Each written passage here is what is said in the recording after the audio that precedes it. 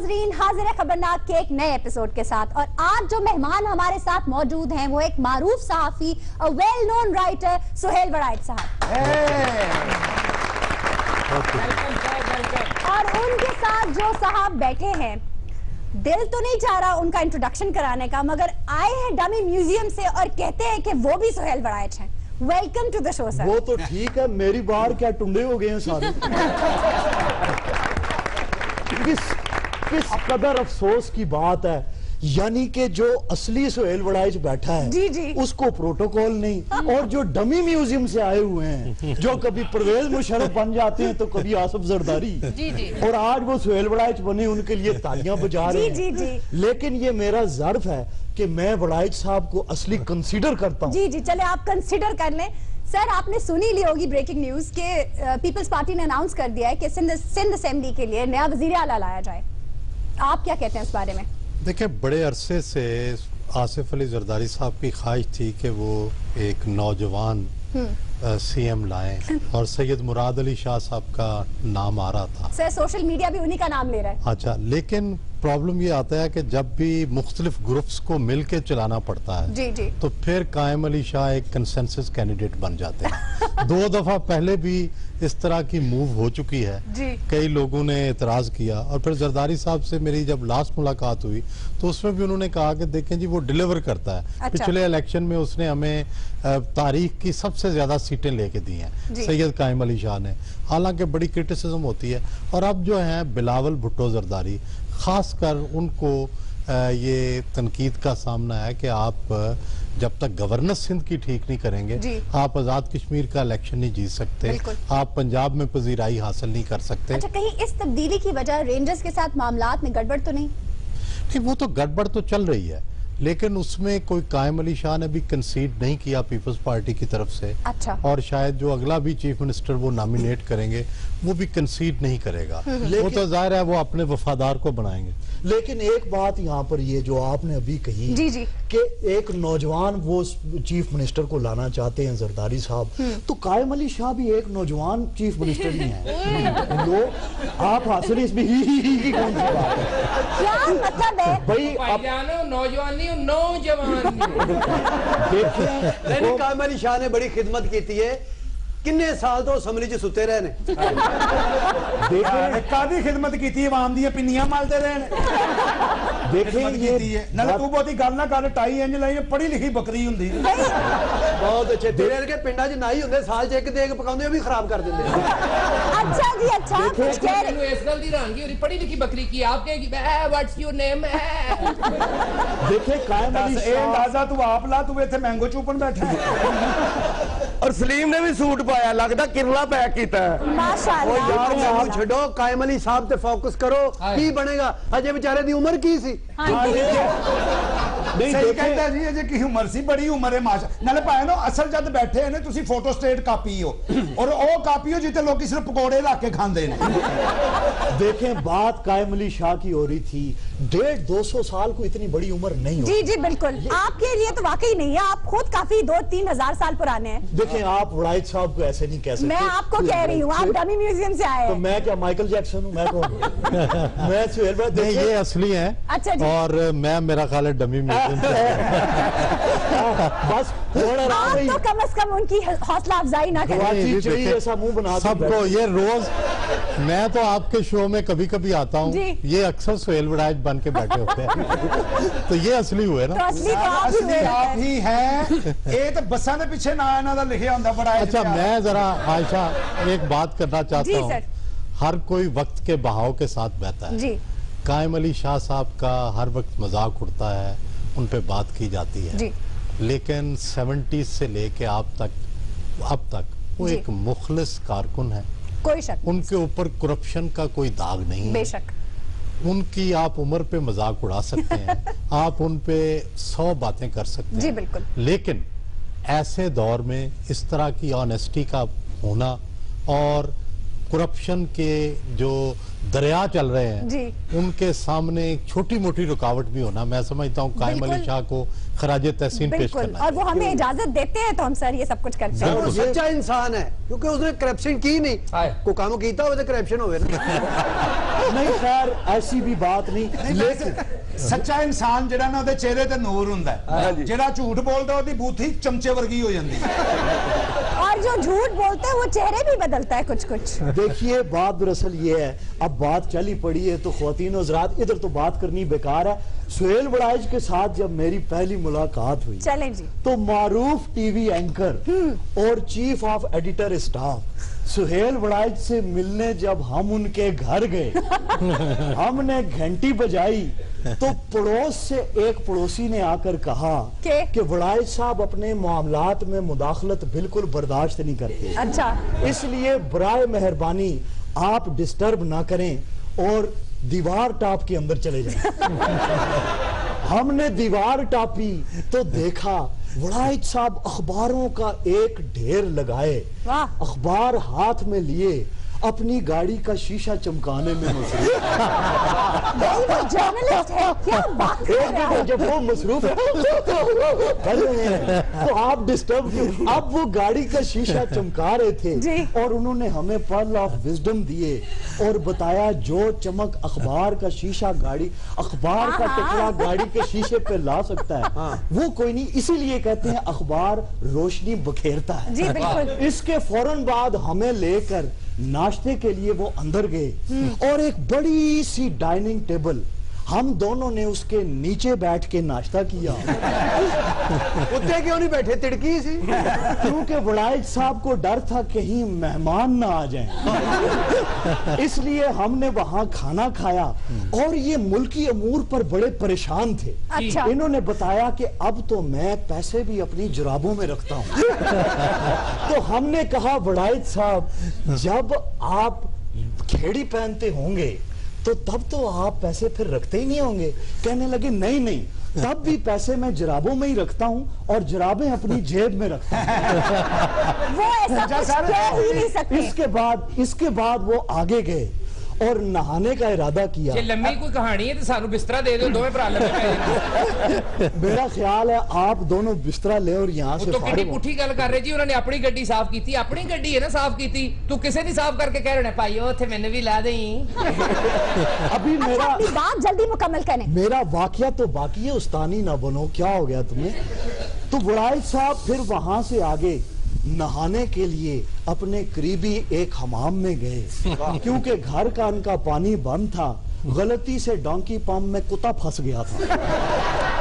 हमाम पे जब पहुंचे तो हमाम का मालिक मुनीरा इन्हें देखते ही खड़ा हो गया और उसने जेब से उस्तरा निकाल लिया और कहा 4 नाइयां 4 नवाइयां 2 शेपा ते 3 मालशां, इन्हां दे पैसे क्लियर करो नहीं तो मैं जान नहीं हर गिज इस किस्म का कुछ नहीं कर सकते, ये आपके अपने जहन की खुराफात। आपको कैसे पता आप खाला है इनकी? भाई हमने दिन गुजारा, उसके बाद फिर हम वहां से आगे चले। कहानी बाकी है। सेल साहब सिर्फ 1000 है, कोई 150 देंगे तो आज घरों ही नहीं लेके आए। उसके बाद फिर हम आगे गए। क्यों करो, क्यों नहीं लेके आए? तो लो आए फिर अचानक से एक गए। फिर उसके बाद उस दिन इनकी रिकॉर्डिंग थी। अच्छा जी। अचानक से एक आवाज आई, I am a disco dancer, I am a disco dancer. के लिए इसके बाद इन्होंने जेब से मोबाइल निकाला, वो रिंगटोन थी इनके मोबाइल और उसके ऊपर एक तस्वीर बनी हुई थी जिस पर लिखा था बिला बांदरियां वाला। गालिबन ये अपने प्रोड्यूसर को प्यार से बिला बांदरियां वाला कहते हैं क्योंकि पता चला आपने हमारे प्रोड्यूसर का क्या नाम रखा हुआ है। आयशा जी ਤੁਹਾਡੇ ਕੋਲ मिट्टी का तेल मिल जाएगा? मेरे पास तो नहीं है पर मंगवा सकते हैं। मंगवा दो, मैंने तो पा के आग लानी। जब हमने पूछा इसे नाजरीन बाकी की कहानी हम आकर सुनते हैं, हमें लेनी एक ब्रेक, हमारे साथ ही रहिएगा। शुक्र है ब्रेक।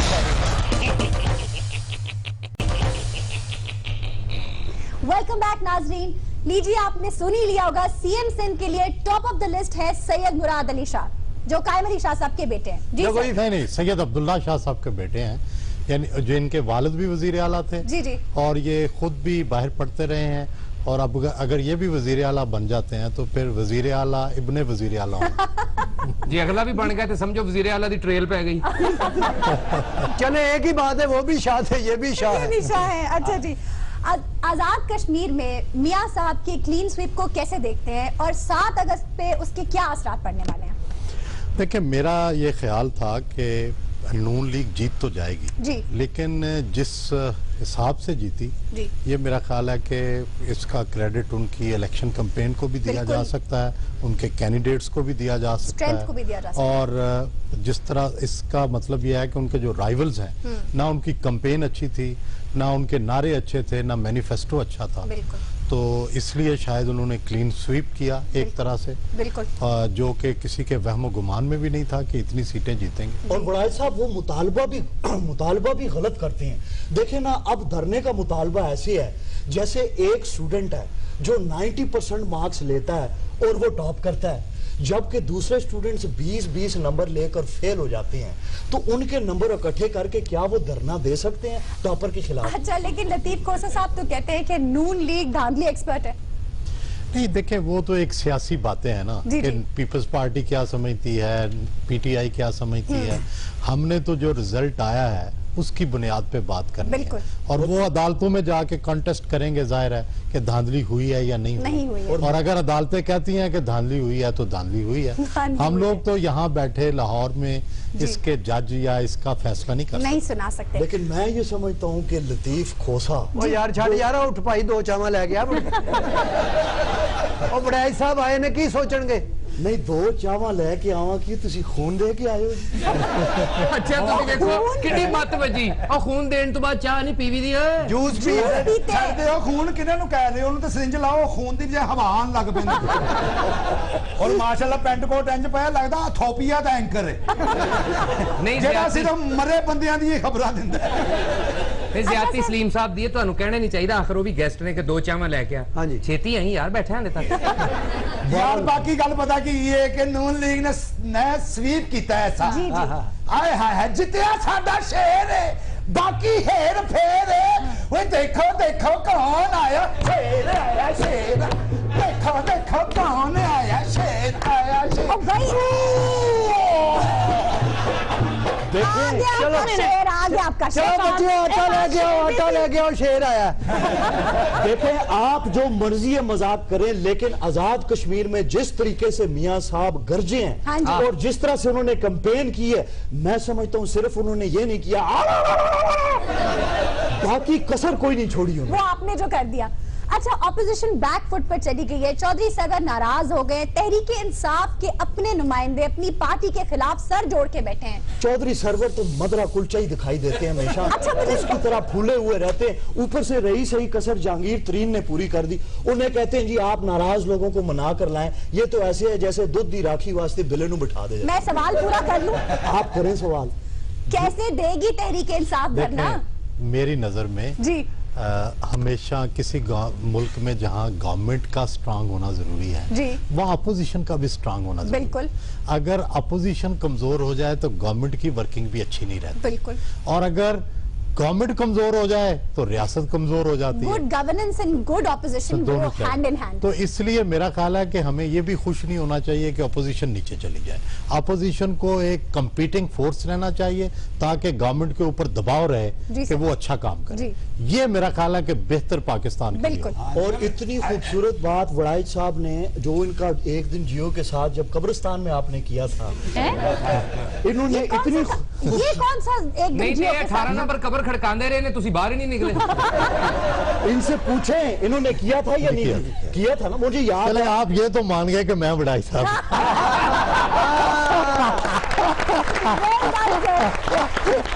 इसे कहते हैं जर्नलिस्ट, अपनी बात मनवा ही लेते हैं। लेकिन वाकया भी बताए ना, जब ये कब्रिस्तान से वापस बाहर निकल रहे थे तो इन्होंने एक खातून देखी कब्रिस्तान में बैठी। अच्छा जी। तो उससे कहने लगे बात सुनो है खूबसूरत दोशीजा, आपका कौन फोत हो गया, किसके अफसोस में यहाँ बैठी? अच्छा। तो उसने आगे से कहा जी मैं किसी के अफसोस में नहीं बैठी, अंदर गर्मी थी मैं बाहर आकर बैठी। मैंने कहा यार बिल्कुल वही गल रही है। असलीम अपनी कब्र चो बाहर सिगरेट लैन आया, पिछो कब्र ही मली गई। अच्छा, मुझे लगा तू जद करेगा भैड़ी गल करेंगे, एहो जे बाबा रक्षा वाले नु कहना किथे जाना, ये कहंदा जिथे किस्मत ले जा यार। अच्छा, मुझे लगा कहने लगे अली मीर का इंतजार कर रही हूँ। इसमें कौन सा हंसने वाली बात? वड़ाई साहब, ये लड़की इससे मिलने में भी एक दफा गया था जी जी इसके स्कूल में जी। तो इसने दरवाजा खोला, मैंने कहा इस्तकबाल करने की क्या जरूरत थी? कहती है नहीं मैं तो होती गेट पे चौकीदार हूँ यहाँ पे। आपका मतलब है जो चौकीदारी का काम करते हैं वो बुरा है? और ये बड़ी रहमदिल खातून आप देखिए जवाब नहीं देंगे। और ताडेर का चौकीदार हुआ माना चोरी हो गई ना। सलीम के लिए कोई हर बंदा आदमी समान बूहे बाहर रख के बैठा हुए यार, रात के 2:30 बज गए ने, चोर अजे तक नहीं आया। चौकीदार की बात हो रही है, चोर की चौकीदार बाबा तू सिर बन्ने आ किसे गल नाल मेरे के बंदे ना मुर्दे वाली मंजी ते कंबल लेके सौ जांदे आ। अच्छा, मैं सवाल पूछना चाह रही हूँ सर, ये बताएं कि मर्दमशुमारी के बारे में इतना कुछ कहा जा रहा है, हम अपने बच्चों को पोलियो के कतरे तो पिला नहीं सकते, मर्दमशुमारी क्या खाक करेंगे? नहीं तो मर्दम शनासी के लिए तो धोखा खाना पड़ता है, उसके लिए पोलियो के कतरों का मर्दम शनासी से क्या ताल्लुक? क्या बात कर रहे हैं? मैं मर्दमशुमारी की बात कर रही हूँ, शनासी की नहीं। अच्छा, तो आप ना करें ना मर्दम शुमारी में, मसला तो औरतम शुमारी कर लें। लीजिए। पहले बच्चियां ਨੂੰ ਪਿਆਉਂਦੇ ਹੁੰਦੇ ਜਵਾਨਾਂ ਨੂੰ ਵੀ ਪਿਆਉਣ ਲੱਗ ਪਏ ਨੇ। वो क्यों? ਜਿਹਨੇ ਬਾਹਰ ਜਾਣਾ ਕਹਿੰਦੇ ਪਹਿਲੇ ਪੋਲੀਓ ਦੇ ਕਤਰੇ हाँ, ਪੀਓ। ये बिल्कुल ठीक। ਔਰ ਅਸੀਂ 2 ਵਾਰੀ ਪੀਤੇ ਨੇ, ਇੰਡੀਆ ਗਏ ਇੱਥੋਂ ਪੀ ਕੇ, ਉਹ ਕਹਿੰਦੇ ਜੀ ਅਸੀਂ ਨਹੀਂ ਮੰਨਦੇ ਹੋ। तो पी के आओ। ਉਹ ਮੈਂ ਕਿਹਾ ਸਰ ਅਸੀਂ ਹੁਣੇ ਪੀ ਕੇ ਆਏ ਆ, ਕਹਿੰਦਾ ਨਹੀਂ ਮਹਿਮਾਨ ਨਵਾਜ਼ੀ ਹੈ ਸਾਡੇ ਕੋਲ ਵੀ ਪੀਓ। ਉਹ ਤੇ ਆਇਸ਼ਾ, ਇਹ ਜੋ- ਸਾਨੂੰ ਵਾਪਸੀ ਤੇ ਵੀ ਪਿਆਰ ਹੈ ਸਰ। अच्छा, ਮੈਂ ਉਹਨਾਂ ਨੂੰ ਕਿਹਾ, ਮੈਂ ਕਿਹਾ ਜੀ ਪਿਆਓ ਨਾ, ਸਾਨੂੰ ਫੀਡਰ ਚ ਪਾ ਦਿਓ, ਹੌਲੀ ਹੌਲੀ ਪੀਂਦੇ ਰਹਾਂਗੇ। ਔਰ ਉਤੋਂ ਪਿਆਈਆਂ ਵੀ ਔਰਤਾਂ ਨੇ ਸਾਨੂੰ ਕਤਰੇ, ਯਕੀਨ ਕਰੋ। ਉਹ ਲੱਕੀ ਡੀਅਰ ਵੇਖਿਆ, ਉਹਦੇ ਤੋਂ ਵੀ ਭੈੜੀਆਂ ਸਨ। ਮੈਂ ਕਿਹਾ ਬਾਜੀ ਅਸੀਂ ਪੀ ਲੈਣੇ ਲੇਕਿਨ ਹੱਥ ਧੋ ਲਵੋ, ਅਸੀਂ ਪੀ ਲਾਂਗੇ। खुदा के लिए आप औरतों के बारे में थोड़ा सोच समझ के बोला। ਨਹੀਂ ਔਰਤਾਂ ਵੀ ਰੀਜ਼ਨੇਬਲ ਬੋਲਣ ਨਾ, ਉਹ ਤੇ ਸਲੀਮ ਸਾਹਿਬ ਨੂੰ ਦੂਰੋਂ ਵੇਖਦੇ ਆ, ਕਹਿੰਦੀ ਮੂੰਹ ਖੋਲ ਵੇ। ਔਰ ਮੈਂ ਕਿਹਾ ਜੀ ਮੈਂ ਖਾਤੂਨ ਅੱਗੇ ਕਦੀ ਮੂੰਹ ਨਹੀਂ ਖੋਲਿਆ ਜੀ। जी सर। आयशा देखिए, मर्दमशुमारी जो है जी, ये इसके बगैर तो पोलियो के कतरे भी नहीं पिलाए नहीं पिलाए जा सकते। जी बिल्कुल क्योंकि हर चीज आपकी प्लानिंग, बिल्कुल। आपकी इकोनॉमी, आपकी महंगाई, आपकी तनख्वाहें, हर चीज का हर तल्लक, चीज बजट का पे है, तल्लक, बिल्कुल। हर चीज का तल्लक मर्दमशुमारी से है। जी जब सर। पता ही नहीं होगा आबादी कितनी है, बच्चे कितने हैं, जी। औरतें कितनी हैं, बिल्कुल। तो प्लानिंग क्या होगी? तो मेरा ख्याल है कि इसको टॉप प्रायोरिटी पे, पहली तरजीह पे करना चाहिए। बिल्कुल। देखिए ना, भारत ने 1971 में की तो उन्होंने 30 साल की प्लानिंग कर ली, जी। फिर उन्होंने 2000 में की और 60 साल की प्लानिंग कर ली। वहाँ और हर हम- 10 साल बाद होती है। बिल्कुल, और हम वही के वही खड़े हैं अभी तक। हम वहाँ हर 10 साल बाद होती जी। है। और साथ ही साथ जितने लोग मरते जाते हैं वो अपनी उनकी जो स्टेटिस्टिक्स है उससे फारग होते जाते जी। हैं, जितने ऐड होते हैं वो साथ शामिल करते जाते हैं, जी। और ये मुसलसल अमल जारी रखते सर, हैं। हमें तो अपने IDPs का भी प्रॉपर्ली नहीं पता था, वजीरिस्तान से जो लोग आए, हम जी, पर- उनके वसाइल, उनके मसाइल का कैसे हल निकाल सकते थे? ਇਹ ਤਾਂ ਬਸ ਇਹ ਸ਼ੁਕਰ ਕਰੋ ਅਫਸੋਸ- ਦੌਰ ਅੱਛਾ ਆ ਗਿਆ ਆਇਸ਼ਾ ਜੀ, ਨਹੀਂ ਤੇ जी। ਪੁਰਾਣੇ ਦੌਰ 'ਚ ਬਜ਼ੁਰਗਾਂ ਨੂੰ ਇਹ ਨਹੀਂ ਸੀ ਪਤਾ ਹੁੰਦਾ ਸਾਡੇ ਬੱਚੇ ਕਿੰਨੇ ਨੇ। नाजरीन, हमें लेनी है एक ब्रेक, हमारे साथ ही रहिएगा। Welcome back. Sir, Murad Ali Shah, Siraj Durrani, Nisar खोड़ो और मंसूर वसान में से किसको सिलेक्ट करेंगे आप सीएम सिंध के लिए? मैं सिराज दुरानी साहब भी आसिफ अली जरदारी साहब के बहुत करीब हैं, जी पीर पगाड़ा साहब के भी करीबी रिश्तेदार हैं, जी। दुरानी फैमिली भी बड़ी मशहूर है। जी जिस तरह मुराद अली शाह अब्दुल्ला शाह के बेटे हैं, जी। तो इन दोनों में से मेरा ख्याल है एक जो है, सर, एक नाम बताना है आपने। एक नाम तो ये ऐसे नहीं बताते आप, तो कैसे बताते हैं? ये क्या किया? ये तो देखे सेलुलाइज का फीमेल वर्जन भी अच्छा, है। चले ना आप। सर आप बताएं। हाँ जी आशा जी, तुसी भी छोटी जी बड़ाची लगे हो। सर बताइए ना, नाम बताएं। एक नाम बताएं सर। मेरा ख्याल है कि सिराज दुरानी ज्यादा एक्सपीरियंस्ड है, अच्छा जी। स्पीकर भी रहे हैं, जी और अगर मैच पड़ा जी। तो फिर शायद सिराज दुरानी जीत जाए। बड़े और बजला संज है वो। फजला संज हैं, जरदारी साहब के बहुत करीबी जी, दोस्त हैं, बिल्कुल। और मेरा बड़े ख्याल- पुराने पीपल्स पार्टी में हैं, अच्छा जी। तो ये सारी चीजें हैं। लेकिन मुराद अली और शाह सर, अगर बरस- कुछ तब्दीली लाना चाहते हैं, जी। अगर बिलावल साहब की बात चली हाँ जी। तो शायद मुराद अली शाह जो हैं वो सिलेक्ट हो। ਤੇ ਕਾਇਮ ਅਲੀ सुना शाह तो साहब यही है कल्ले कि बिलावल ही सिलेक्ट करेंगे। तो फिर तो मुराद अली शाह हूँ। मेरा ख्याल है मैं तो 2 टोक बताऊंगा क्योंकि मैं जेन्युइन हूँ। 2 टोक, इन्हीं दोनों में से कोई एक। जी जी, आप 2 टोक ही बताएंगे। नहीं, जो भी आएगा बेहतर आएगा, लेकिन कायम अली शाह कल्ले घर चले जाएंगे हम। ਉਹ ਸ਼ਾਹ ਜੀ ਜਿੱਡੇ ਪੁਰਾਣੇ ਹੋ ਗਏ ਉਹਨਾਂ ਦਾ ਕੀ ਹੁਣ ਧੁੱਪੇ ਰੱਖੋ ਛਾਵੇਂ ਰੱਖੋ ਉਹਨਾਂ ਨੂੰ ਕੋਈ फर्क नहीं पैंदा। अच्छा जी, आज सरवत जो हमारे लिए गाना लेकर आई हैं वो लिया गया है फिल्म एक दूजे के लिए से। वाह। और उसके लिरिक्स लिखे हैं आनंद बख्शी ने, उसकी धुन बनाई है लक्ष्मीकांत प्यारेलाल ने, माजी में से गाया था लता मंगेशकर ने, और आज सुनाने जा रही है सरवत।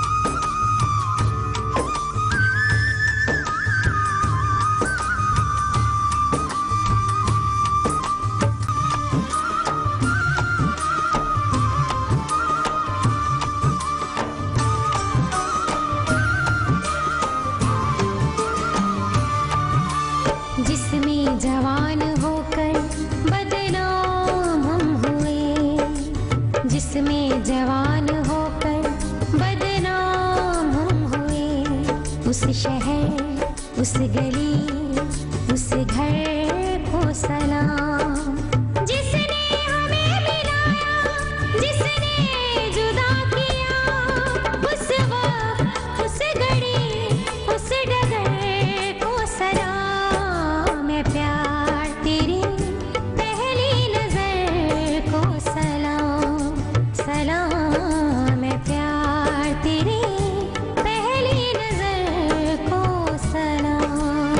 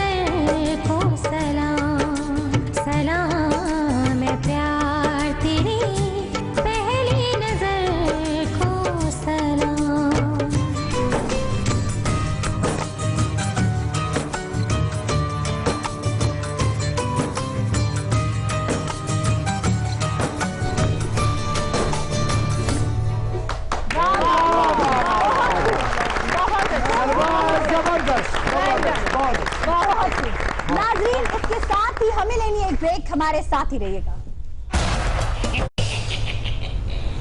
Welcome back. जी सर। जी सर, क्या तुम्हें मेरा ख्याल है ये लड़की कोमे में है, इसका दिमागी तवाज़ुन बिल्कुल बिगड़ा हुआ है। सही है दिमागी तवाज़ुन, उन्होंने उन्होंने कहा जी सर, ਤੁਹਾਨੂੰ ਤੇ ਕਹੀਦਾ ਜੀ ਓਏ ਕੀ ਓਏ। ਸਹੀ ਗੱਲ ਹੈ, ਉਹਨਾਂ ਨੂੰ ਕਿਹਾ ਤੁਹਾਡੀ ਤੇ ਟਾਈ ਨਿੱਕੀ ਜੀ ਹੈ, ਉਹਨਾਂ ਦੀ ਪਹੁੰਚਿਆਂ ਤੋਂ ਬਾਹਰ ਆਣ ਡਈ। सर फतेहुल्लाह गुल बहुत सर फतेह ਸੇਲ ਸਾਹਿਬ ਨੇ ਜਿਹੜੀ ਟਾਈ ਲਾਈ ਹੈ ਮਾਨਾ ਕਰੇ 3 ਲੱਖ ਦੀ ਹੈ। ਹਾਂ ਹਾਂ ਤੇ ਇਹ 60 ਦੀਆਂ ਕਿੰਨੀਆਂ ਆ ਜਾਂਦੀਆਂ ਇਹਦੀਆਂ? अच्छा ਇਹ ਨਹੀਂ ਬਾਅਦ ਚੋਂ ਘਰ ਦੇ ਟਾਈਆਂ ਬੰਨ ਕੇ ਤੇ ਕੱਪੜੇ ਸੁੱਕਣੇ ਪਾ ਰਹੇ ਹੁੰਦੇ। ओ कोई सीरियस बात भी कर लेने दे। भाई आपने फतेहुल्लाह गोलन की बात जी मेरे मुंह में थी और आपने उचक ली। नहीं, लेकिन उसमें मेरे कंसर्न्स हैं। जी जी तुर्की आपके के बारे में। कंसर्न्स बताइए। देखिए मेरे दिमाग में एक सवाल आता है कि पता नहीं अल्लाह रहम करे हुर्रम सुल्तान इस डिजास्टर में ठीक रही है क्या वो बागियों की तरफ है या उसका रुझान एर्दोगान की तरफ है, ये भी एक सवाल है। ये एक सीरियस सवाल है। हाँ, तुर्की के बारे में मैं बड़ा कंसर्न। भाई जी ਤੁਸੀਂ फैसला कराना है हुर्रम सुल्तान दा, ये करेगा मेरा सुल्तान। अच्छा सर फतेहुल्लाह गुलन के सारे स्कूल्स बंद किए जा रहे हैं, तो मुझे ये बताएं दाइश को तेल कौन फराहम कर रहा है? एर्दोगान के बेटे के 80 मिलियन कैसे जस्टिफाई किए जाते हैं? 615 मिलियन डॉलर का जो महल बनाया गया है अंकारा के पहाड़ के ऊपर, उसे कैसे जस्टिफाई किया जाएगा? देखिए हर कहानी के दो रुख होते हैं। बिल्कुल होते हैं। एक रुख तो ये है कि एर्दोगान का जो जमहूरी इनकलाब है जी वो जीत गया और उसने फौजी इनकलाब या एक फौजी बगावत जो थी उसको रोक दिया, लेकिन जिस तरह से वो अब इंतकाम ले रहे हैं और जिस तरह तालीमी अदारे, मैं खुद देख के आया हूँ फतेहुल्लाह गोलन के बहुत से तालीमी अदारे, बहुत फतह यूनिवर्सिटी है वहाँ, वो देखने वाली है, साहिल समुंदर पर है और वो एजुकेशनिस्ट है, बहुत बड़ा काम तो किया इस तरह की मेरा ख्याल है चीज़ें करने से तुर्की के अंदर अदम इस्तेकाम आएगा। उन्हें चाहिए कि जिस हद तक जमहूरियत की हद तक बिल्कुल दुरुस्त है, लेकिन इंतकाम की हद तक ना जाए। अल-फतह यूनिवर्सिटी में मेरा भी जाना हुआ और इत्तेफाक से मैं वहाँ लेक्चर देने के लिए आप वहाँ लेक्चर देने के लिए गए? जाहिर है, और मैं अंडा देने के लिए जाऊंगा। सहाफी हूँ, रिसर्च के लिए मैं वहाँ पर गया। आप सहाफी हैं? जी, मैंने उनको ये बताया कि सहाफी और मैं दुआना हूँ, क्या हूँ? अच्छा चले अगला सहाफी वाली है ना कि नहीं है? ਉਹ ਸਾਫੀ ਲੱਗਦੇ ਨੇ खूबसूरत हैंडसम, तू तो लगता गुल्ली डंडे का प्लेयर बैठा है। अच्छा मैंने तुझे देख के कहा है कि तू सूट पहन के ऐसे लग रहे थे ठुए ने सूट पाया। अच्छा चले आप कुछ बता रहे थे। तो वहां पर मैंने उनको बताया कि रिसर्च आप लोग करें, सहाफी के दिमाग में सवाल उठते हैं। मैंने वहां पर सवाल उठाया कि भाई नील आर्मस्ट्रांग जो चांद पर गया है, हाँ जी। उसने पहला कदम चांद पे रखा है, अच्छा दूसरा कदम क्यों नहीं रखा? यानी क्या वो लंगड़ा था या उसकी जूती रास्ते में गिर गई थी? नील आर्मस्ट्रांग, ये एक सवाल है। सही है, या ਉਹਦੀ ਦੂਜੀ ਲੱਤ ਬੰਨੀ ਸੀ ਕਿਸੇ ਨੇ। वाजिद आप तो उनके पीछे ना लगे। सहाफा के पीछे आशा जी उरले भाई का 150 लेना जी। देखिए सहाफी के दिमाग में सवाल उठते हैं। सहाफी हो जो तुसी सहाफी हो है ना, तुसी वेल्डिंग वाली लाई। देखें सहाफी के सवाल में दिमाग में इतने सवाल पैदा होते हैं, इतनी पैदाइशें तो मैटरनिटी होम में नहीं होती। आपको बहुत अच्छा आप सहाफी हैं। हाँ जी। वो तो सहाफत में मुल्कों घूमे हैं, आप कहाँ गए हैं? नहीं तो घूमने से अगर इंसान साफी बनता होता तो गुल खान सबसे बड़ा साफी होता। अच्छा जी वो क्यों? वो क्यों का क्या मतलब? गुल खान रक्षा ड्राइवर जो है उसकी बात कर रहे हैं, शादरे से गजू मते तक हर वक्त घूमता रहता है, वो बहुत बड़ा साफी है। आपने कौन सा मार्का मारा है? उन्होंने इतनी किताबें लिखी हैं, आपने कौन सी किताब लिखी है? ये किताबें कौन सी है? गद्दार कौन, कातिल कौन, नीचे ये भी लिख देते प्लीज गाइड मी। देखे ना जी, किताबें तो वो है, मैंने जो लिखी है। अच्छा आयशा जी, ये तो होंदी रहनी बहस, जे तुसी कहो तो एक सवाल मैं करना सुहेल साहब। पूछ ले आप भी कोई सवाल पूछ ले। जेड़ा भी सवाल 1500 तो ज्यादा था ना। नहीं सीरियस है सुहेल साहब, जिस तरह नैब वाले करप्शन तक पहुंच जाते ने, तुसी भी हर मॉडल दे टैटू तक पहुंच जाते हो, ਇਹਦੀ की वजह है? देखो बड़ा अच्छा सवाल किया आपने जी। जब कोई इंटरव्यू करने जाते हैं ना हम, हाँ जी, हमारी ख्वाहिश ये होती है कि आप लोगों के लिए, व्यूअर्स के लिए, नाजरीन के लिए ज्यादा से ज्यादा मालूमात हासिल करें। वाह। चाहे वो रहता बंदा कैसे है, वो कैसी रहती है, उसका कपड़े कैसे हैं, उसकी जूतियां कैसी हैं, उसका मेकअप कैसा है, उसकी कार कैसी है, उसके टैटू कितने हैं, उसके अगर टैटू हैं तो जरूर टैटू पे अगर वो बात करना चाहे तो जरूर, ये भी एक फैशन है, तो इसमें करने में क्या हाल है? मैं भी बनाया जी, अच्छा मेरा भी चेक कर लो। वो तेरे टैटू नहीं है, तेरे कुत्ता बड्डिया सी। अच्छा तू सारी नाल बैठेगा तो बढ़ेगा तो सही। मना नहीं तू है। सारी बातें छोड़ वाजिद, ये बता तुझे नैब का किसने बताया? ओ इटते बह के नहाना लिया गरीबा। मेरी बात सुने, ईंट पे बैठ के नहाइए ये तुम। बात दोबारा नहीं कीजिएगा। क्यों जी? जो ईंट पे बैठ के नहाते हैं वो मजदूर आपका सारा ये जो कंस्ट्रक्शन का काम है वही करते हैं। ये कोई यहाँ पर I am पता नहीं क्या surprised आप इस किस्म की हरकतें कर कैसे ऊपर से सकते हैं? कहती है मैं बड़ी रहमदिल हूँ। इसकी क्लास में गया, मैंने बच्चे देखे, किसी की आंख नहीं, किसी का लीजिए। बाजू नहीं, इतना तशद्दुद करती है बच्चों के ऊपर। एक बच्चा मुझे ठीक मिला है बीच में से। अच्छा। मैंने कहा बच्चे आप बहुत ब्राइट हैं या इनके शर से महफूज रहे? वो आगे से बच्चा कहता है उस गरीब की जुबान वटी हुई थी। यार अच्छा अच्छा जी, ये मैं बातें बच्चों पे तशद्दुद करने के सख्त खिलाफ हूँ। अच्छा ये बातें होती रहेगी। साढ़े तेल मेहंदी साहब आए ने, ये भी साढ़े मेहमान ने। जी जी, तेल मेहंदी साहब से भी बात करते हैं। अच्छा वड़ाइट साहब, साजिद भाई हमारे साथ मौजूद हैं वहाँ, उनको चैलेंज कीजिए सर आप। कोई गाना कर दें अपनी आवाज में, आप होंठ लाएं, आवाज मैं बना देता हूँ। उसमें तो आप माहिर हैं, सर से भी पूछ लेने दीजिए। है भी आज मजा असली सुहेल साहब गान के, नकली आज खुसरा बन के नचेगा। आज आपको नहीं बनना पड़ेगा। अरे वाह वाह, क्या बात बात। पहले किसी और से पूछे, मैं इस दौरान नहीं, जरा नहीं, नहीं, तैयारी कर लेता हूँ। चले मैं एक क्वेश्चन पूछना चाहती हूँ जी। इससे पहले कि सर आप तैयारी करें, मैं आपसे क्वेश्चन पूछना चाहती हूँ। चले पूछें। सर आपने हमारे शो में आके 4 चांद लगा दिए, लेकिन आपका जो एक लहजा है वो इतना प्यारा और स्वीट है कि सब लोग चाहते हैं कि उसी लहजे में आपसे बात करें। मैं चाहती हूँ कि मैं भी उसी लहजे में बात करूँ। करके देख ले। माशाअल्लाह। अभी पहले तेरा छोटी पीपनी वर्गा मुंह। करने दो, बोले आप।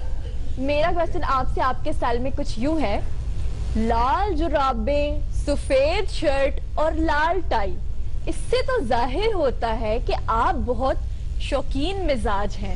क्या ये खुला तजाद नहीं? आज हमने ना कोई 300-400 सुहेल बड़ा सुनाए हुए हैं। उनके को जवाब दें, लाल टाई और लाल जुराबों का मतलब है इधर ना देखें खतरे की घंटियां बज रही। भाई आयशा जी आज तो लगता फसल नहीं हुई, सुहेल बनाया जी हुई। अच्छा जवाब तो लेने दे। गाना तो गाए ना सर। मेरा ये ख्याल है कि हमेशा अच्छे कपड़े पहनने की कोशिश करनी चाहिए, जी। ये अच्छी कौन सा प्रेजेंटेशन की कोशिश करनी। गाना बड़ाई साहब गाना गाए ना। मुझे असल में पंजाबी गाने पसंद है। वो गाते तूने मारी एंट्री। सर जल्दी से बता दीजिए क्योंकि प्रोग्राम का वक्त खत्म हो मैं रहा कह है। रहा हूँ कि किसी और से सुन ले आप। चले पहले मैं गा लेती हूँ, उसके बाद आप गा। हाँ, ठहर जा, नहीं जी, प्रोग्राम का वक्त खत्म हो गया है। नाजरीन आपसे मुलाकात होगी इंशाल्लाह अगले हफ्ते। तब तक के लिए अपना ख्याल रखिएगा। अल्लाह निगहबान। प्यार तेरी पहली नजर को सलाम।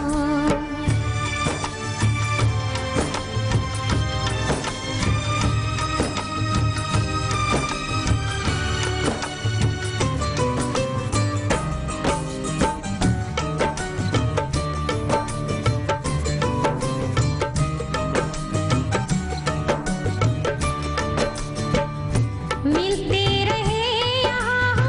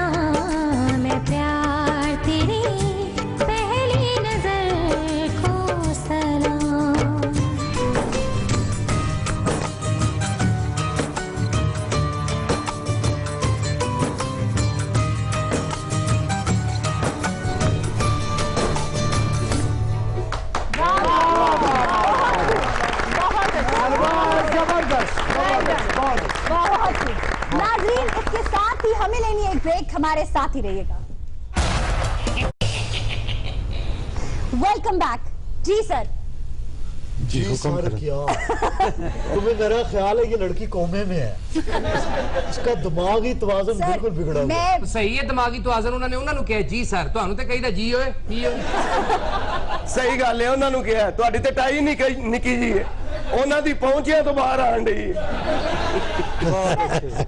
सर फतेहुल्लाह गुल बहुत सर फतेह ਸੇਲ ਸਾਹਿਬ ਨੇ ਜਿਹੜੀ ਟਾਈ ਲਾਈ ਹੈ ਮਾਨਾ ਕਰੇ 3 ਲੱਖ ਦੀ ਹੈ ਤੇ ਇਹ 60 ਦੀਆਂ ਕਿੰਨੀਆਂ ਆ ਜਾਂਦੀਆਂ ਇਹਦੀਆਂ। ਇਹ ਨਹੀਂ ਬਾਅਦ ਚੋਂ ਘਰ ਦੇ ਟਾਈਆਂ ਬੰਨ ਕੇ ਤੇ ਕੱਪੜੇ ਸੁੱਕਣੇ ਪਾ ਰਹੇ ਹੁੰਦੇ। ओ कोई सीरियस बात भी कर लेने दे भाई। आपने फतेहुल्लाह गोलन की बात जी मेरे मुंह में थी और आपने उचक ली। नहीं, लेकिन उसमें मेरे कंसर्न्स हैं। जी जी आपके कंसर्न्स बताइए। देखिए मेरे दिमाग में एक सवाल आता है कि पता नहीं अल्लाह रहम करे हुर्रम सुल्तान इस डिजास्टर में ठीक रही है क्या वो बागियों की तरफ है या उसका रुझान एर्दोगान की तरफ है, ये भी एक सवाल है। ये एक सीरियस सवाल है। हाँ, तुर्की के बारे में मैं बड़ा कंसर्न। भाई जी तुसी फैसला कराना है हुर्रम सुल्तान दा, ये करेगा मेरा सुल्तान।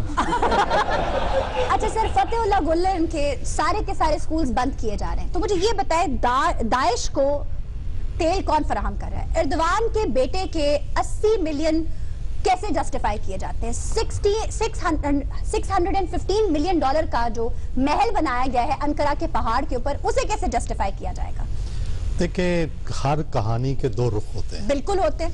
एक रुख तो ये है कि एर्दोगान का जो जमहूरी इनकलाब है जी वो जीत गया और उसने फौजी इनकलाब या एक फौजी बगावत जो थी उसको रोक दिया, लेकिन जिस तरह से वो अब इंतकाम ले रहे हैं और जिस तरह तालीमी अदारे, मैं खुद देख के आया हूँ फतेहुल्लाह गोलन के बहुत से तालीमी अदारे, बहुत फतह यूनिवर्सिटी है वहाँ, वो देखने वाली है, साहिल समुंदर पर है और वो एजुकेशनिस्ट है, बहुत बड़ा काम तो किया इस तरह की मेरा ख्याल है चीज़ें करने से तुर्की के अंदर अदम इस्तेकाम आएगा। उन्हें चाहिए कि जिस हद तक जमहूरियत की हद तक बिल्कुल दुरुस्त है, लेकिन इंतकाम की हद तक ना जाए। अल-फतह यूनिवर्सिटी में मेरा भी जाना हुआ और इत्तेफाक से मैं वहाँ लेक्चर देने के लिए आप वहाँ लेक्चर देने के लिए गए? जाहिर है, और मैं अंडा देने के लिए जाऊंगा।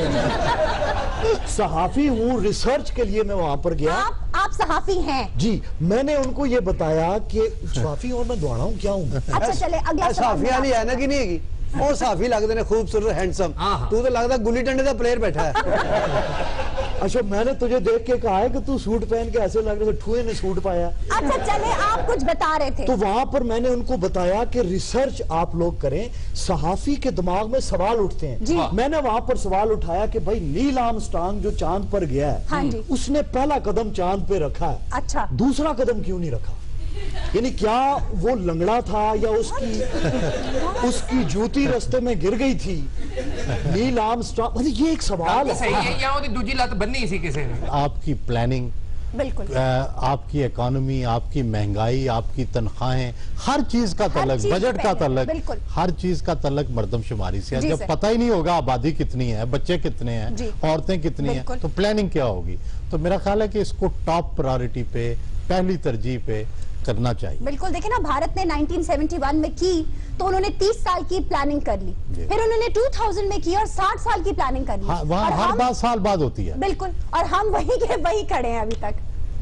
हम वहाँ हर 10 साल बाद होती है और साथ ही साथ जितने लोग मरते जाते हैं वो उनकी जो स्टेटिस्टिक्स है उससे फारग होते जाते हैं, जितने ऐड होते हैं वो साथ शामिल करते जाते हैं और ये मुसलसल अमल जारी रखते हैं। सर हमें तो अपने आईडीपीज का भी प्रॉपर्ली नहीं पता था, वजीरिस्तान से जो लोग आए, हम उनके वसाइल, उनके मसाइल का कैसे हल निकाल सकते थे? बस ये दौर अच्छा आ गया है शाह जी, नहीं तो पुराने दौर च बुजुर्गों को ये नहीं पता होता साढ़े बच्चे किन्ने ने।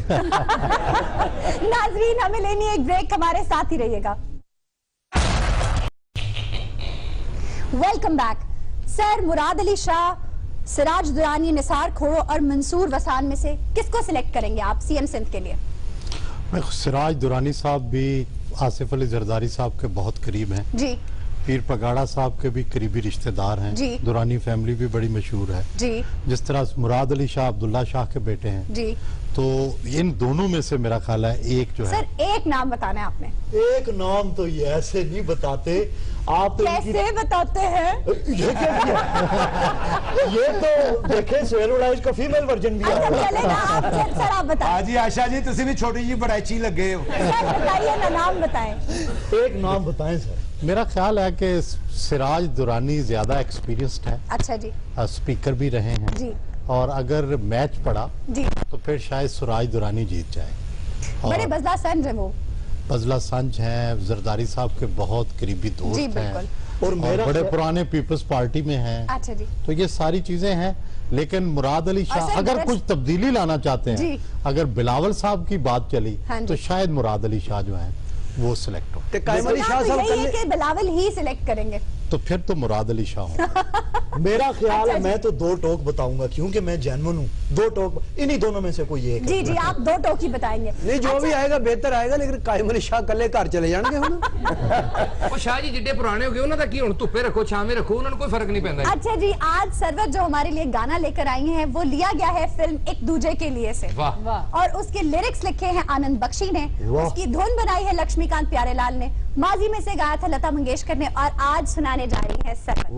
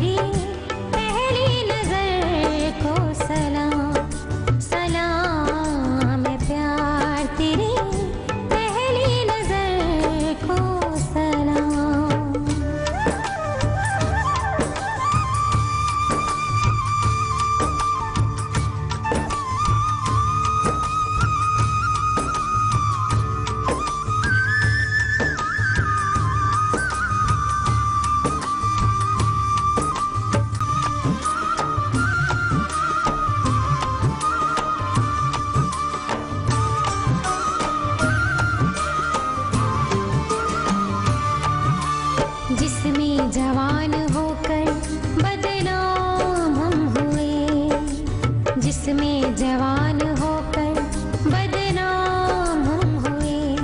उस शहर उस गली उस घर को सलाम, जिसने हमें मिलाया जिसने जुदा किया, उस वक्त उस घड़ी उस डगर को सलाम। मैं प्यार तेरी पहली नजर को सलाम सलाम। मैं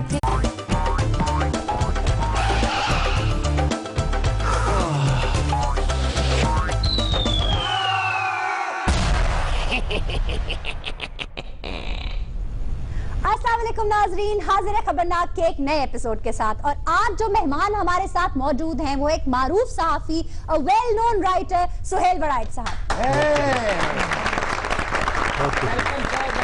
और उनके साथ जो साहब बैठे हैं, दिल तो नहीं चाह रहा उनका इंट्रोडक्शन कराने का, मगर आए हैं डमी म्यूजियम से और कहते हैं कि वो भी सुहेल वड़ाइच हैं। Welcome to the show sir. वो तो ठीक है, मेरी बार क्या टुंडे हो गए हैं सारे। किस कदर अफसोस की बात है, यानी कि जो असली सुहेल वड़ाइच बैठा है जी जी। उसको प्रोटोकॉल नहीं, और जो डमी म्यूजियम से आए हुए हैं जो कभी परवेज मुशर्रफ बन जाते हैं तो कभी आसिफ जरदारी जी जी। और आज वो सुहेल वड़ाइच बने, उनके लिए तालियां बजा रहे हैं। जी जी। लेकिन ये मेरा ज़र्फ है कि मैं वड़ाइच साहब को असली कंसीडर करता हूँ। जी जी, चले आप कंसीडर कर लें।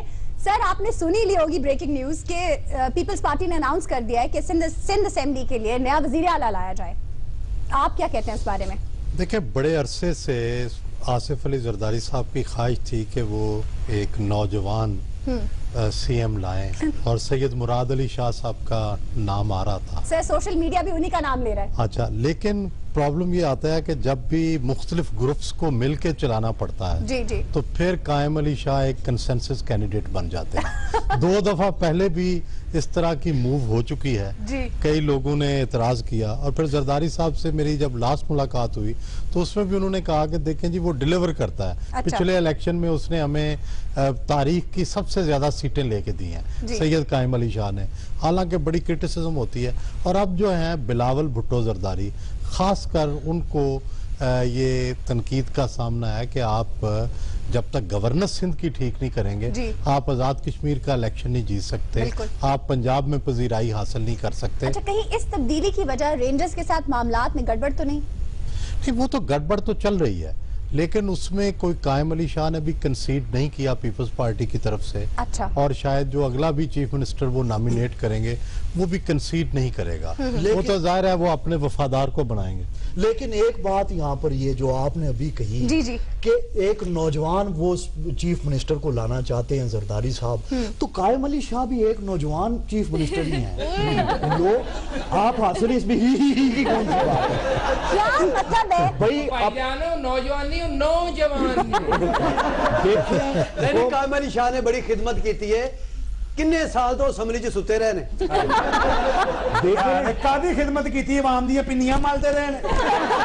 देखिए ये नाले तू बहुती गल ना कर, टाई इंज लाई पढ़ी लिखी बकरी हुंदी। बहुत अच्छे तेरे के पिंडा च नाई हुंदे, साल च एक देग पकाउंदे, भी खराब कर दिंदे। अच्छा जी, अच्छा कुछ कह रहे हैं। इस गल दी रांगी होरी, पढ़ी लिखी बकरी की आप कहेगी व्हाट्स योर नेम है। देखिए कायम अली शाह, अंदाजा तू आप ला, तू इत्थे मैंगो चूपन बैठा है। और सलीम ने भी सूट पाया, लगता किरला पैक किया है। माशाअल्लाह। यार मैनू छड्डो, कायम अली साहब ते फोकस करो, की बनेगा? अजे बेचारे दी उम्र की सी? नहीं सही कहता जी, अजे की उम्र सी, बड़ी उम्र है माशा। नाले भाए नो असल जद बैठे ने तुसी फोटो स्टेट कापी हो, और ओ कापी हो जिते लोग सिर्फ पकोड़े ला के खांदे ने। देखें बात कायम अली शाह की हो रही थी, 150-200 साल को इतनी बड़ी उम्र नहीं हो। जी जी बिल्कुल, आपके लिए तो वाकई नहीं है, आप खुद काफी 2-3 हजार साल पुराने हैं। देखें आप वड़ाइच साहब को ऐसे नहीं कह सकते। मैं आपको कह रही हूँ, आप डमी म्यूजियम से आए। तो मैं क्या माइकल जैक्सन हूँ? मैं कौन? मैं सुहेल भाई। नहीं, ये असली है। अच्छा जी। और मैं, मेरा ख्याल है डमी म्यूजियम से। बस आप तो कम से कम उनकी हौसला अफजाई ना करें। ऐसा मुंह बना सबको ये रोज, मैं तो आपके शो में कभी कभी आता हूँ, ये अक्सर सुहेल वड़ाइच बन के बैठे होते हैं। तो ये असली हुए ना? तो असली आप ही हैं। ये तो बसां दे पीछे ना इन्हां दा लिखिया हुंदा बड़ा। अच्छा, मैं जरा आयशा एक बात करना चाहता हूँ। हर कोई वक्त के बहाव के साथ बहता है। कायम अली शाह साहब का हर वक्त मजाक उड़ता है, उन पे बात की जाती है, लेकिन 70s से लेके अब तक वो एक मुखलिस कारकुन है, कोई शक। उनके ऊपर करप्शन का कोई दाग नहीं है। बेशक उनकी आप उम्र पे मजाक उड़ा सकते हैं, आप उन पे 100 बातें कर सकते हैं जी बिल्कुल, लेकिन ऐसे दौर में इस तरह की ऑनेस्टी का होना और करप्शन के जो दरिया चल रहे हैं उनके सामने एक छोटी मोटी रुकावट भी होना, मैं समझता हूँ कायम अली शाह को खराजे तहसीन पेश करना। और वो हमें इजाजत देते हैं तो हम सर ये सब कुछ करते हैं। वो सच्चा इंसान है क्योंकि उसने करप्शन की नहीं, को काम कीता हो तो करप्शन होवे ना। नहीं खैर ऐसी भी बात नहीं, लेकिन सच्चा इंसान जेड़ा ना, ਉਹਦੇ चेहरे ते नूर हुंदा है, जेड़ा झूठ बोलदा ਉਹਦੀ बूथी चमचे वर्गी हो जाती है। और और जो झूठ बोलते हैं वो चेहरे भी बदलता है कुछ कुछ। देखिए बात दरअसल ये है, अब बात चली पड़ी है तो ख्वातीन हज़रात इधर तो बात करनी बेकार है।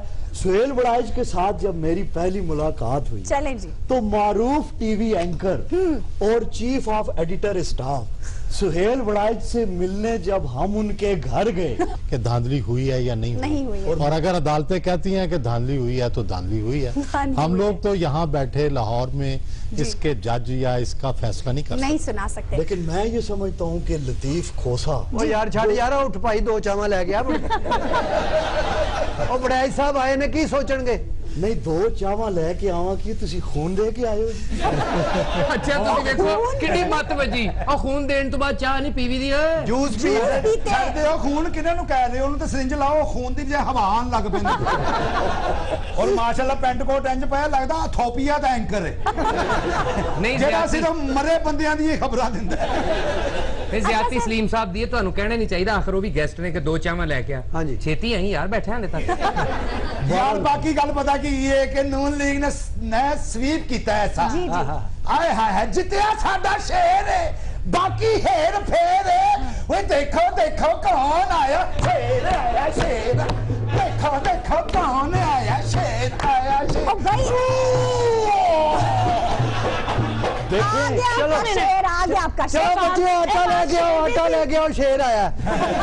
देखें आप जो मर्जी मजाक करें लेकिन आजाद कश्मीर में जिस तरीके से मियां साहब गरजे हैं और जिस तरह से उन्होंने कैंपेन की है, मैं समझता हूं सिर्फ उन्होंने ये नहीं किया, बाकी कसर कोई नहीं छोड़ी उन्होंने। वो आपने जो कर दिया। अच्छा, ऑपोजिशन बैक फुट पर चली गई है, चौधरी सरवर नाराज हो गए, तहरीके इंसाफ के अपने नुमाइंदे अपनी पार्टी के खिलाफ सर जोड़ के बैठे हैं। चौधरी सरवर तो मदरा कुलचा ही दिखाई देते हैं हमेशा। अच्छा, उसकी तरह फूले हुए रहते हैं। ऊपर से रही सही कसर जहांगीर तरीन ने पूरी कर दी। उन्हें कहते हैं जी आप नाराज लोगों को मना कर लाएं, ये तो ऐसे है जैसे दूध दी राखी वास्ते बिले नु बिठा दे। मैं सवाल पूरा कर लूं? आप करें सवाल। कैसे देगी तहरीके इंसाफ धरना? मेरी नजर में जी हमेशा किसी मुल्क में जहां गवर्नमेंट का स्ट्रांग होना जरूरी है वहां अपोजिशन का भी स्ट्रांग होना जरूरी बिल्कुल। अगर अपोजिशन कमजोर हो जाए तो गवर्नमेंट की वर्किंग भी अच्छी नहीं रहती बिल्कुल। और अगर गवर्नमेंट कमजोर हो जाए तो रियासत कमजोर हो जाती है। Good governance and good opposition go hand in hand. तो इसलिए मेरा ख्याल है कि हमें ये भी खुश नहीं होना चाहिए कि अपोजिशन नीचे चली जाए। अपोजिशन को एक कंपीटिंग फोर्स रहना चाहिए ताकि गवर्नमेंट के ऊपर दबाव रहे कि वो अच्छा काम करे। ये मेरा ख्याल है कि बेहतर पाकिस्तान के लिए। और इतनी खूबसूरत बात वड़ाइच साहब ने जो इनका एक दिन जियो के साथ जब कब्रिस्तान में आपने किया था, इन्होंने इतनी ये कौन सा एक दिन जियो के 18 नंबर कब्र खड़कांदे रहे ने, तुसी बाहर ही नहीं निकले। इनसे पूछें इन्होंने किया था या नहीं किया था ना, मुझे याद है। आप ये तो मान गए कि मैं वड़ाइच साहब।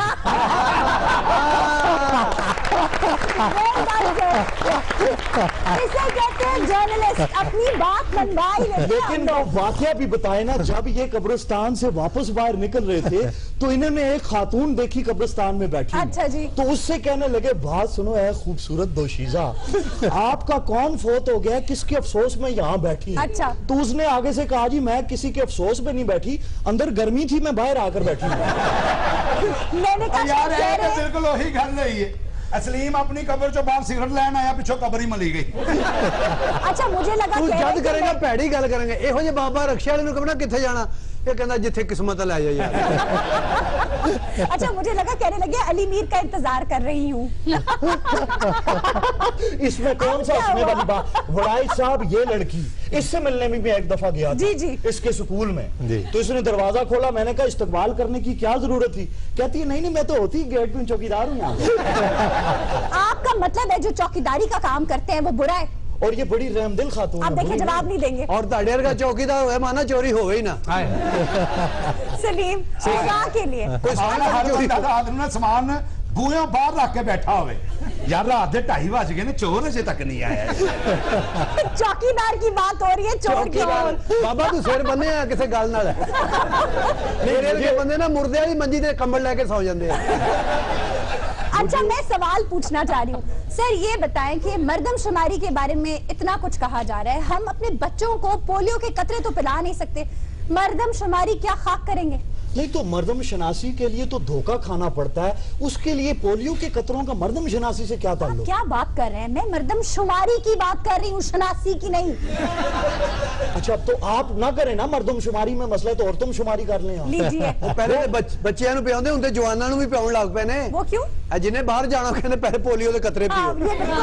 ਔਰ ਅਸੀਂ 2 ਵਾਰੀ ਪੀਤੇ ਨੇ, ਇੰਡੀਆ ਗਏ, ਇੱਥੋਂ ਪੀ ਕੇ, ਉਹ ਕਹਿੰਦੇ ਜੀ ਅਸੀਂ ਨਹੀਂ ਮੰਨਦੇ ਹੋ। तो पी के आओ। ਉਹ ਮੈਂ ਕਿਹਾ ਸਰ ਅਸੀਂ ਹੁਣੇ ਪੀ ਕੇ ਆਏ ਆ, ਕਹਿੰਦਾ ਨਹੀਂ ਮਹਿਮਾਨ ਨਵਾਜ਼ੀ ਹੈ, ਸਾਡੇ ਕੋਲ ਵੀ ਪੀਓ। ਸਾਨੂੰ ਵਾਪਸੀ ਤੇ ਵੀ ਪਿਆਰ ਹੈ ਸਰ। अच्छा ਮੈਂ ਉਹਨਾਂ ਨੂੰ ਕਿਹਾ, ਮੈਂ ਕਿਹਾ ਜੀ ਪਿਆਓ ਨਾ, ਸਾਨੂੰ ਫੀਡਰ ਚ ਪਾ ਦਿਓ, ਹੌਲੀ ਹੌਲੀ ਪੀਂਦੇ ਰਹਾਂਗੇ। ਔਰ ਉਤੋਂ ਪਿਆਈਆਂ ਵੀ ਔਰਤਾਂ ਨੇ ਸਾਨੂੰ ਕਤਰੇ, ਯਕੀਨ ਕਰੋ। ਉਹ ਲੱਕੀ ਡੀਅਰ ਵੇਖਿਆ, ਉਹਦੇ ਤੋਂ ਵੀ ਭੈੜੀਆਂ ਸਨ।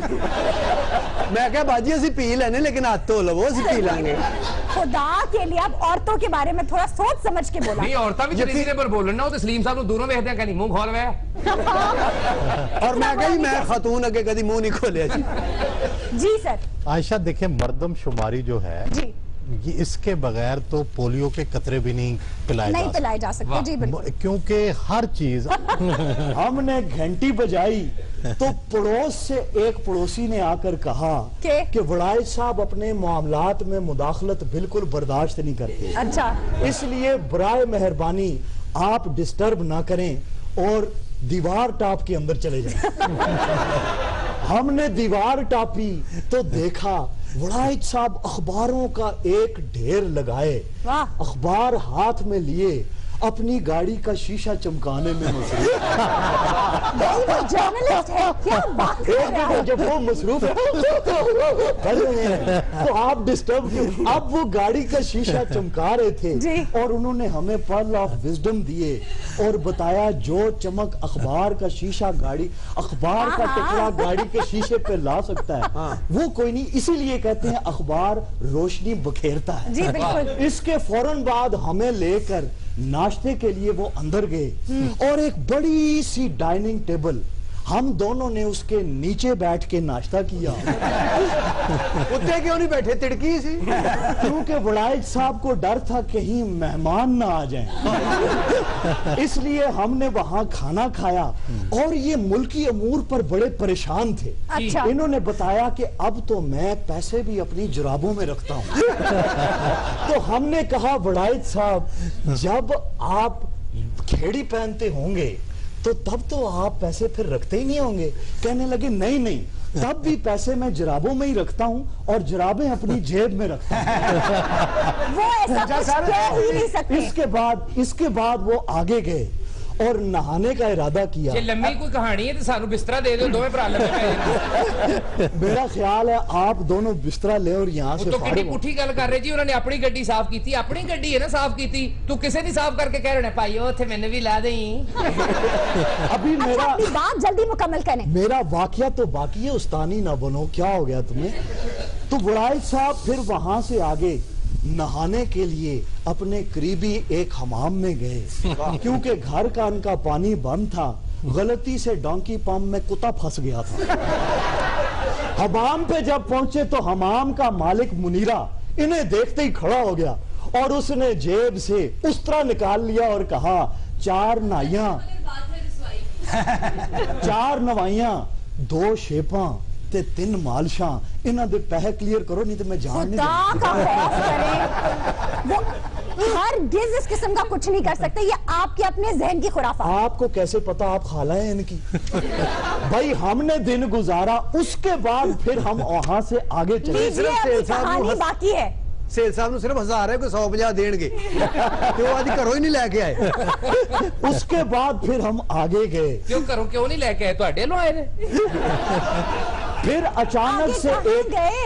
फिर उसके बाद उस दिन इनकी रिकॉर्डिंग थी। अच्छा जी। अचानक से एक आवाज आई, I am a disco dancer, I am a disco dancer. के लिए इसके बाद इन्होंने जेब से मोबाइल निकाला, वो रिंगटोन थी इनके मोबाइल और उसके ऊपर एक तस्वीर बनी हुई थी जिस पर लिखा था बिला बांदरियां वाला। गालिबन ये अपने प्रोड्यूसर को प्यार से बिला बांदरियों वाला कहते हैं, क्योंकि अब पता चला आपने हमारे प्रोड्यूसर का क्या नाम रखा हुआ है।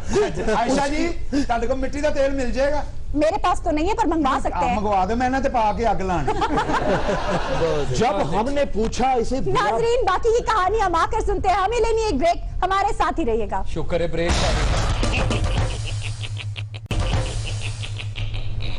वेलकम बैक नाजरीन। लीजिए आपने सुन ही लिया होगा, सीएम सिंध के लिए टॉप ऑफ द लिस्ट है सैयद मुराद अली शाह, जो कायम अली शाह साहब के बेटे हैं। जी सर। नहीं, सैयद अब्दुल्ला शाह साहब के बेटे हैं, यानी जो इनके वालिद भी वजीर आला थे। जी जी। और ये खुद भी बाहर पढ़ते रहे हैं, और अब अगर ये भी वजीर आला बन जाते हैं तो फिर वजीर आला इब्ने वजीर आला होंगे। जी अगला भी बन गया तो समझो वजीर आला दी ट्रेल पे गई। चले एक ही बात है, वो भी शाह थे, ये भी शाह है। शाह है। अच्छा जी, आजाद कश्मीर में मियां साहब की क्लीन स्वीप को कैसे देखते हैं और 7 अगस्त पे उसके क्या असरात पड़ने वाले हैं? देखिए, मेरा ये ख्याल था कि नून लीग जीत तो जाएगी जी, लेकिन जिस हिसाब से जीती जी, ये मेरा ख्याल है कि इसका क्रेडिट उनकी इलेक्शन कैंपेन को भी दिया जा सकता है, उनके कैंडिडेट्स को भी दिया जा सकता है, को भी दिया जा सकता है। और जिस तरह इसका मतलब यह है कि उनके जो राइवल्स हैं, ना उनकी कैंपेन अच्छी थी, ना उनके नारे अच्छे थे, ना मैनिफेस्टो अच्छा था, तो इसलिए शायद उन्होंने क्लीन स्वीप किया एक तरह से, बिल्कुल, जो कि किसी के वहम गुमान में भी नहीं था कि इतनी सीटें जीतेंगे। और बड़ाई साहब वो मुतालबा भी गलत करते हैं। देखे ना, अब धरने का मुतालबा ऐसे है जैसे एक स्टूडेंट है जो 90% मार्क्स लेता है और वो टॉप करता है, जबकि दूसरे स्टूडेंट्स 20-20 नंबर लेकर फेल हो जाते हैं, तो उनके नंबर इकट्ठे करके क्या वो धरना दे सकते हैं टॉपर के खिलाफ? अच्छा, लेकिन लतीफ खोसा साहब तो कहते हैं कि नून लीग धांधली एक्सपर्ट है। नहीं, देखें, वो तो एक सियासी बातें हैं ना, कि पीपल्स पार्टी क्या समझती है, पीटीआई क्या समझती है। हमने तो जो रिजल्ट आया है उसकी बुनियाद पे बात करनी है, और वो अदालतों में जाके कॉन्टेस्ट करेंगे, जाहिर है